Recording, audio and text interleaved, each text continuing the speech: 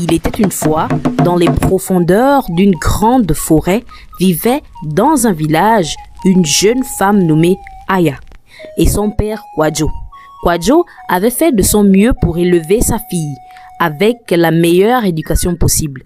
Aya était une jeune femme belle, gentille et facile à vivre. Seulement, elle possédait un défaut qui lui empêchait d'avoir des amis proches. Elle avait une sale habitude de divulguer tous les secrets que les personnes lui confiaient. Pour cette raison, elle était toujours seule dans le village. Elle allait à la rivière seule et ne partageait ses repas qu'avec son père. Même lorsqu'elle se faisait tresser par d'autres filles du village, elle s'assurait de rester silencieuse pendant toute la session pour éviter qu'Aya n'aille répéter à tous les villageois ce qu'elle avait entendu.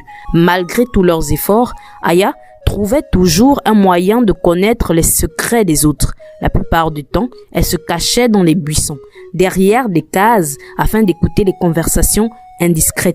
Même lorsque les personnes voulaient acheter son silence, elle ne gardait jamais un secret pour elle. Un jour, elle croisa Mami, une vieille femme du village qui vivait seule. Elle venait de s'y installer. Il y avait dans le village une rumeur qui disait qu'elle n'avait pas d'enfant. D'autres disaient qu'elle ne s'était jamais mariée.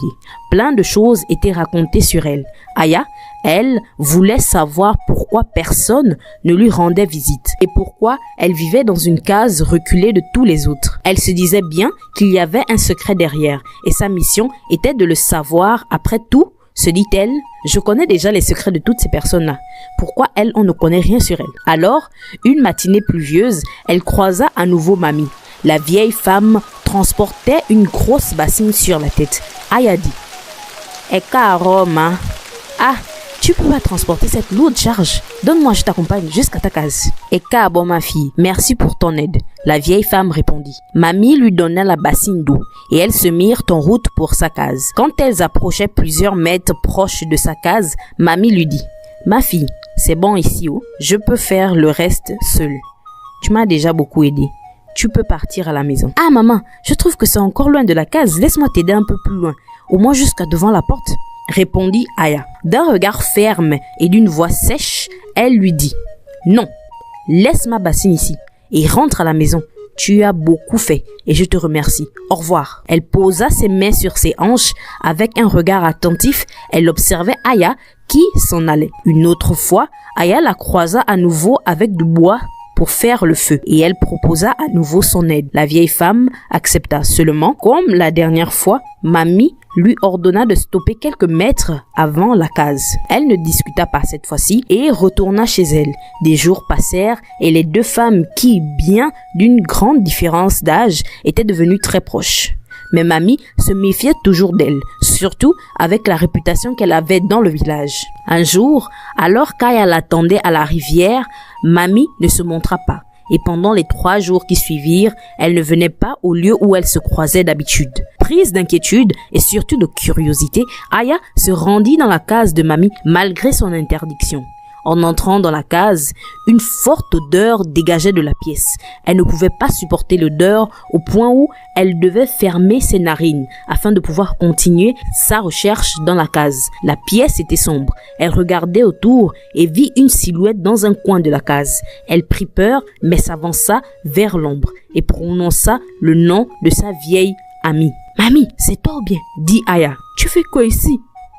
Elle répondit d'une voix frêle. « Je t'avais pourtant dit de ne pas venir ici. Tu cherches quoi? Va-t'en !» Aya comprit qu'elle était malade. Alors, elle s'en alla en courant afin d'appeler le guérisseur. Celui-ci arriva d'aussitôt.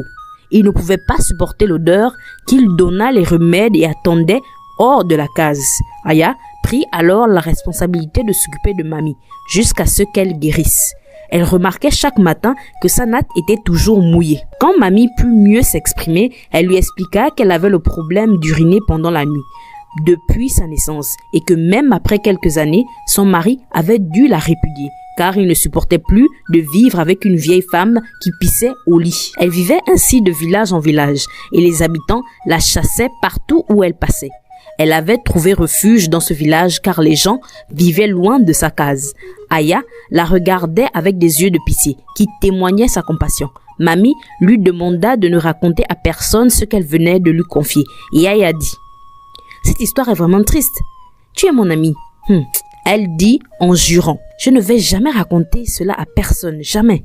Tu peux compter sur moi. Mbolo à tous. Voyons votre intérêt pour la découverte de l'Afrique et l'amour des contes africains. Nous sommes dans la préparation d'un petit livret qui regroupera 150 quiz sur l'Afrique et sa géographie. Ce livret sera un compagnon de tous les jours pour les tout petits, mais également les grands. À travers ce livret ludique et instructif, vous découvrirez ce magnifique continent qu'est l'Afrique. Pour ceux qui veulent avoir un aperçu de ce livret avant sa publication officielle, nous avons créé une version de 10 quiz que vous pouvez télécharger gratuitement en cliquant le premier lien dans la barre de description juste ici. On continue notre conte. Mamie se sentait en sécurité avec Aya. Le lendemain, cette dernière se rendit au marché et quand elle passait, elle remarquait que les personnes autour d'elle la regardaient et se mettaient à rire. Elle alla vers la marchande de nattes et demanda une. Celle-ci la regarda avec dédain et lui dit « Il n'y a pas de nattes. Va voir chez l'autre là. » « Mais, c'est la natte ici, ou bien ?» répondit Mamie.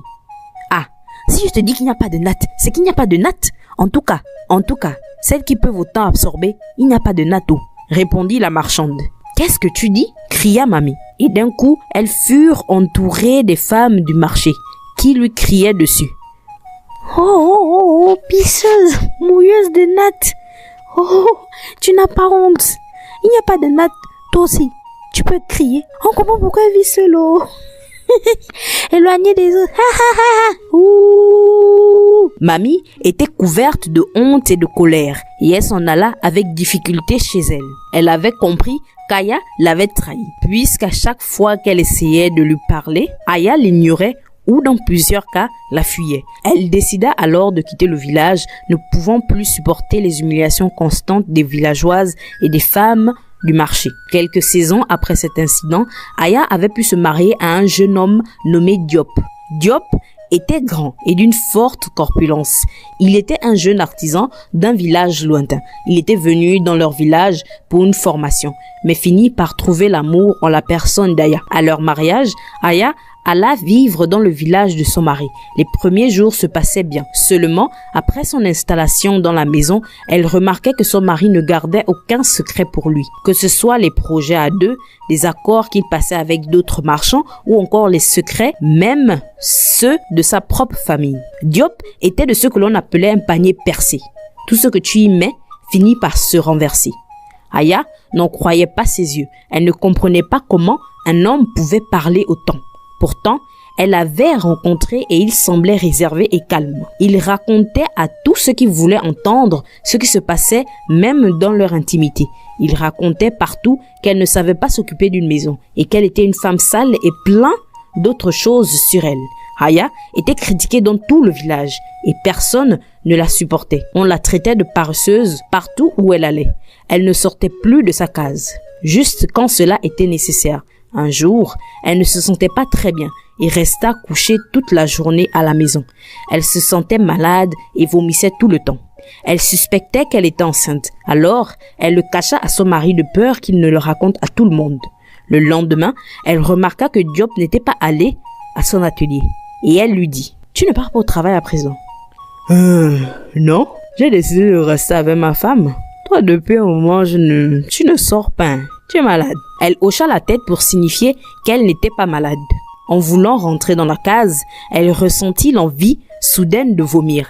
Elle alla derrière la case et son mari la suivit. « Ah, je comprends. Je savais. Tu pensais que tu devais me le cacher. Hein? Tu vois. Ok, oh. Mais sache que personne, même pas toi, ne peut me cacher quoi que ce soit dans ce village. Tout le monde doit le savoir. » Il sautait et voulait aller en courant au marché du village. Elle se releva et attrapa la bouche de son mari. En voulant se libérer de son emprise, il poussa sa femme au sol. Sans le vouloir, la tête d'Aya heurta un énorme rocher et elle ne se releva plus jamais. Quand les villageois s'approchèrent et constatèrent l'incident, ils attrapèrent Diop et l'emmenèrent au conseil des sages du village. Diop fut banni par le conseil des sages et quitta son village en emportant le corps de sa femme avec lui. Il vécut toute sa vie dans un coin de la grande forêt. Souvent, il voyait l'esprit de sa femme qui passait des journées avec lui. Diop regretta son acte toute sa vie. La fin. Mbolo à tous. Après avoir écouté cette triste histoire, je vous laisse le soin de nous donner les différentes morales que l'on peut tirer de ce conte. Merci.